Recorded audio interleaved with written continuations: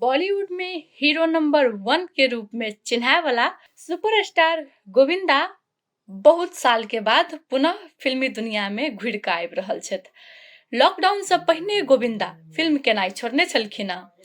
एहि बीच में हुनकर एकोटा फिल्म सब नहीं आबि रहल छलै, जाहिके वजह से हुनकर सबके प्रशंसक बहुत बेसी दुखी छलखिन हँ कि गोविंदा फिल्म नहीं बना रहल है। अब गोविंदा फिल्म फिल्मी दुनिया में आबि नहीं रहल छथि, किया नहीं आबि रहल छथि, बहुत आदमी के मन में प्रश्न छलै।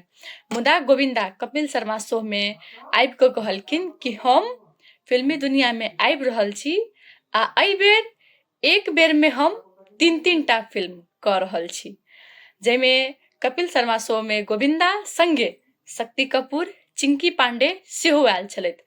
एकटा रोमांचक बात ई छै कि गोविंदा संगे संगे शक्ति कपूर आ चिंकी पांडे सेहो एहि तीनू फिल्म में देखल जायत।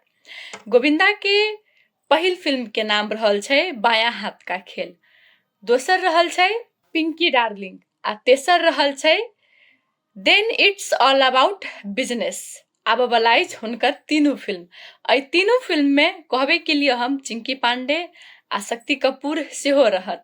गोविंदा के प्रशंसक सबके लेल ई बहुत खुशखबरी के बात छै आ बहुत नीक बात छै जे बहुत दिन के बाद गोविंदा फिल्मी दुनिया में पुनः आबि रहल छथि।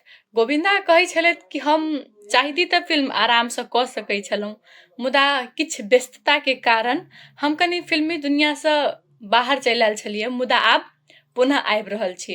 गोविंदा के बहुतो एहन फिल्म सब अछि जे दर्शक सबके बहुत नीक लागल अछि, जेनाकि राजा बाबू, दुल्हे राजा, छोटे मियाँ बड़े मियाँ, साजन चले ससुरार, हीरो नंबर 1, कुल्ली नंबर 1।